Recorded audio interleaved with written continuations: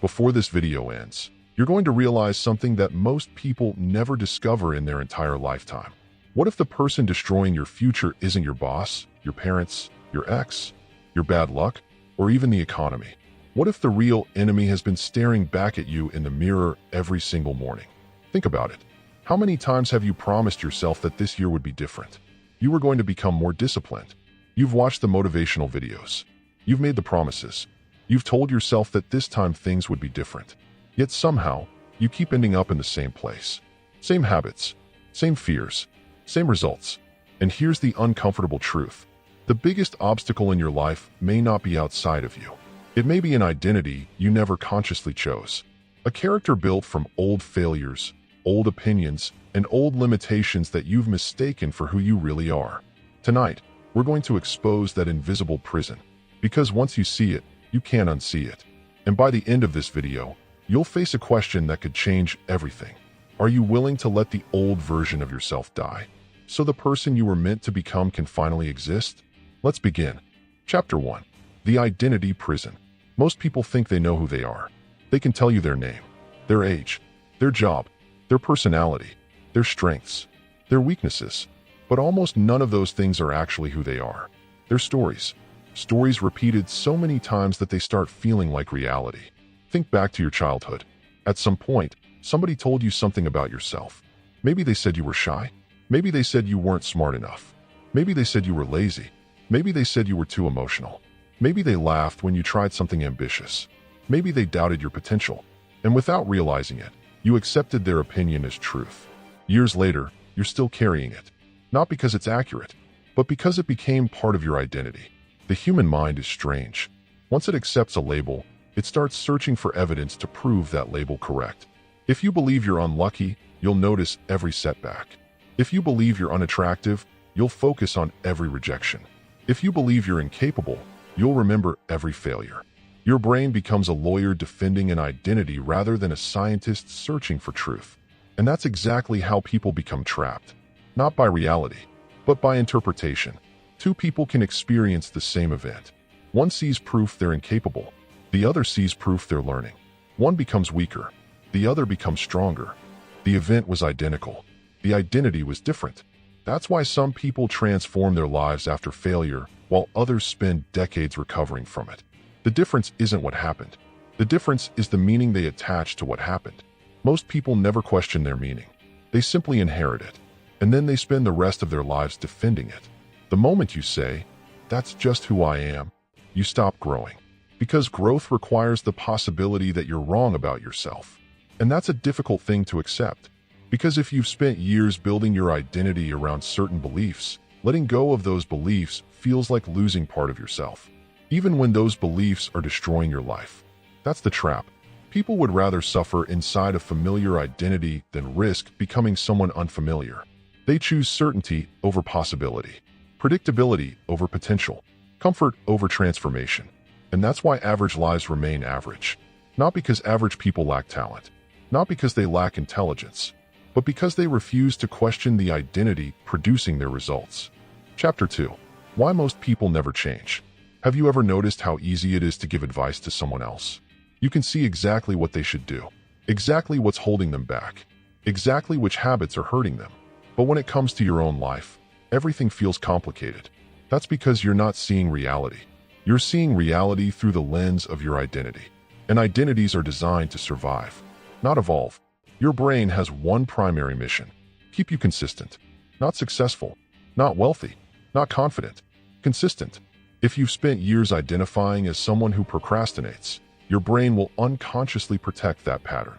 If you've identified as someone who struggles socially, your brain will preserve that image. If you've identified as someone who never finishes what they start, your brain will defend that story. Because consistency feels safe, even when it's painful. Think about how many people stay in toxic relationships, remain in dead-end careers, keep destructive habits, not because they enjoy them, but because they're familiar.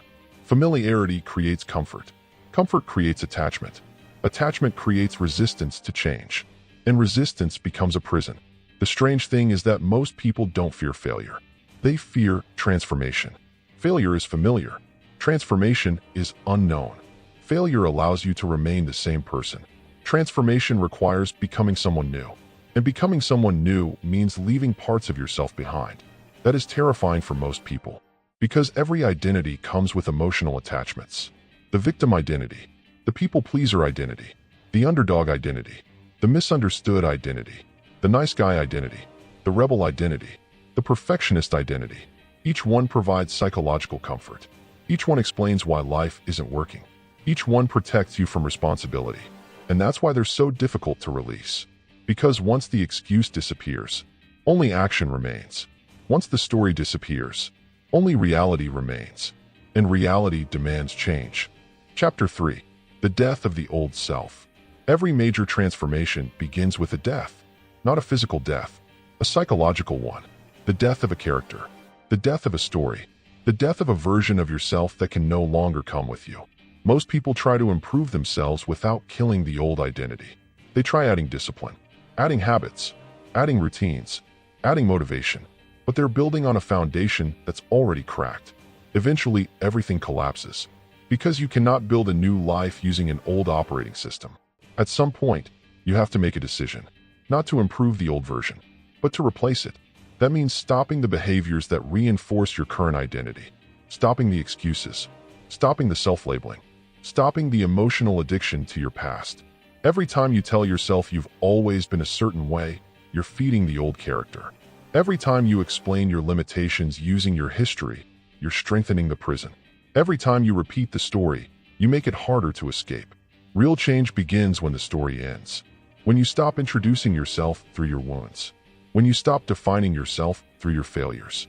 When you stop carrying the past into every future decision. Because here's the truth. The person you were 5 years ago doesn't deserve permanent control over the person you can become tomorrow. Yet that's exactly what most people allow. They let outdated experiences dictate current possibilities. They allow old failures to predict future outcomes. They surrender their future to a version of themselves that no longer exists. And until that version dies, nothing truly changes. Chapter 4. Human Removal. Now comes the stage that most people avoid. Because this is where excuses stop working. This is where you discover that many of the things you've been calling personality traits are actually weaknesses disguised as identity. Think about how much energy the average person loses every single day. Not because they're working too hard, but because they're leaking attention, leaking confidence, leaking emotional control, leaking focus. Every unnecessary reaction costs energy. Every attempt to impress people costs energy. Every moment spent worrying about someone else's opinion costs energy. Every emotional outburst costs energy. Most people are exhausted not because life is difficult. They're exhausted because they're carrying psychological weight they were never meant to carry. Imagine walking around with a backpack filled with rocks. At first, it feels normal.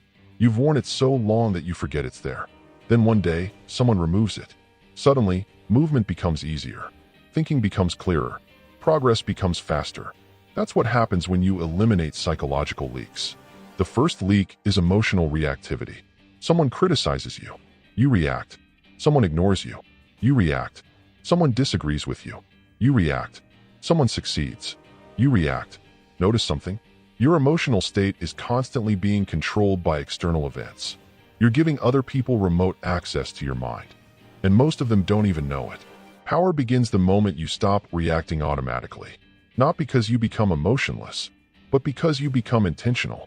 The strongest people in any room aren't the loudest. They're usually the calmest. Because calmness signals control, and control creates influence. The second leak is approval addiction.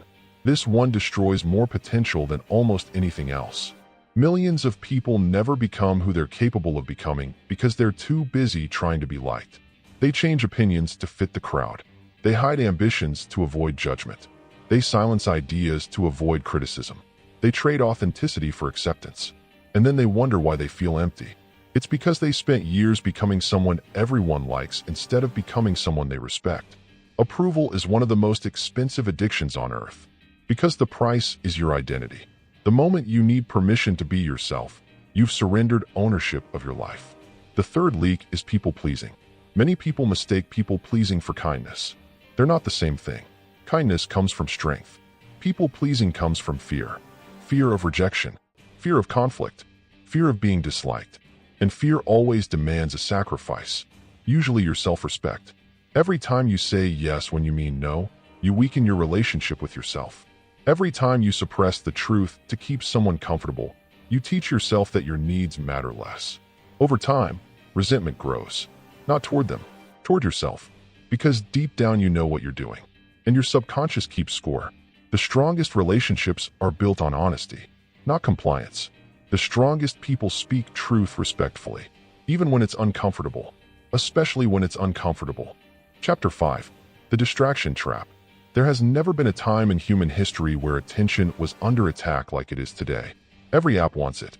Every notification wants it. Every platform wants it. Every advertisement wants it. Your attention has become one of the most valuable resources on Earth. And most people give it away for free. Think about the average day. How many times do you reach for your phone without thinking? How many times do you open an app with no purpose? How many times do you consume information that changes absolutely nothing about your life? Hours disappear. Days disappear. Years disappear. And then people wonder where their potential went. It went exactly where their attention went. Because attention creates reality. Whatever you repeatedly focus on becomes stronger. Focus on problems. Problems grow. Focus on fears. Fears grow. Focus on distractions. Distractions grow. Focus on growth. Growth grows. Your future is hidden inside your attention patterns. That's why elite performers guard their focus like treasure. Because they understand something most people don't. Success isn't built through dramatic moments. It's built through accumulated attention. One focused hour every day becomes hundreds of focused hours every year. Those hours become skills. Those skills become opportunities. Those opportunities become results. Meanwhile, most people are still scrolling, still consuming, still waiting for motivation, still wondering why life isn't changing. The answer is simple. You cannot build an extraordinary life with ordinary attention. And until you master your focus, someone else will own it. Chapter 6. The Red Room. Every transformed person has a place where the real work happened. A place nobody saw. A place nobody applauded. A place nobody celebrated. A place where progress existed long before results became visible. I call it the Red Room. Not a physical room. A psychological one. A space where excuses disappear. A space where honesty becomes unavoidable. Most people want visible success. Few people want invisible work. That's why so few people achieve anything meaningful. They love the outcome, but they avoid the process. The Red Room is where process becomes your identity. It's where you confront uncomfortable truths. The skills you lack, the habits hurting you, the fears controlling you, the weaknesses you've been avoiding. Nobody else sees it. Nobody else validates it. Nobody else rewards it. And that's exactly why it works. Because progress built in private is stronger than progress performed in public. The modern world encourages performance. People announce goals, share plans, broadcast intentions, seek encouragement, and then mistake attention for achievement. The Red Room works differently. Nothing is announced. Nothing is explained. Nothing is performed. Only action exists. Day after day, week after week, month after month. Quiet improvement, invisible growth, private transformation, until one day the results become impossible to ignore. People call it sudden success, but it wasn't sudden. They simply weren't watching. Chapter 7. The Rewiring. At this stage, something begins to happen. Your old identity starts losing power. Not overnight, not dramatically, quietly. The same situations that once controlled you no longer affect you the same way. The same criticism feels smaller. The same distractions feel weaker. The same fears lose intensity. Why? Because your brain adapts to repetition. Every action is a vote. Every decision is evidence. Every behavior teaches your mind who you are. When you repeatedly act disciplined, your brain begins seeing you as disciplined. When you repeatedly act confident, your brain begins seeing you as confident. When you repeatedly keep promises to yourself, trust starts rebuilding. Identity is not created through thinking. Identity is created through evidence. That's why affirmations alone rarely work. Your brain doesn't care what you say. It cares what you repeatedly do. The person who says, "I'm confident," but avoids challenges remains insecure. The person who quietly faces challenges becomes confident. Because action creates proof. And proof creates belief. Most people wait to believe before they act. Winners act before they believe. Then belief catches up later. Chapter 8. The New You. Now we arrive at the final stage. The mistake most people make is believing transformation has an endpoint. It doesn't. There is no finish line, no final version, no moment where you permanently arrive. Growth is a lifestyle, not an event. The new you isn't someone different.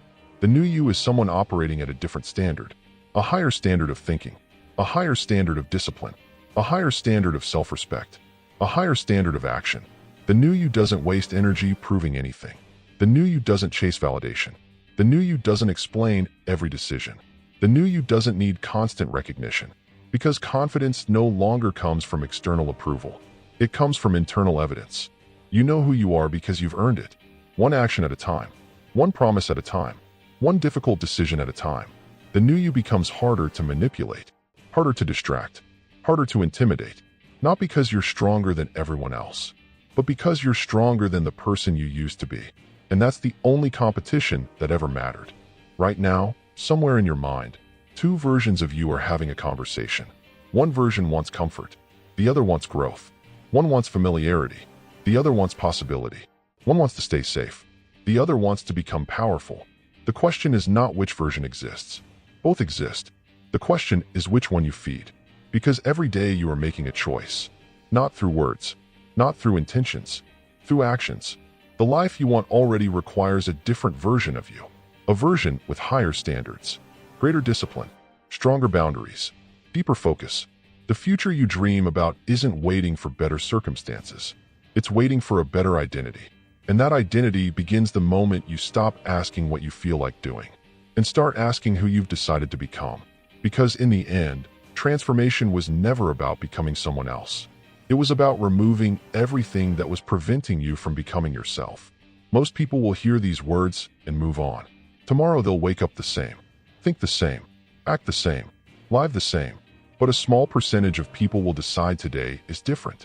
A small percentage will choose to kill the identity that's been holding them back. A small percentage will begin building someone new. The question is simple.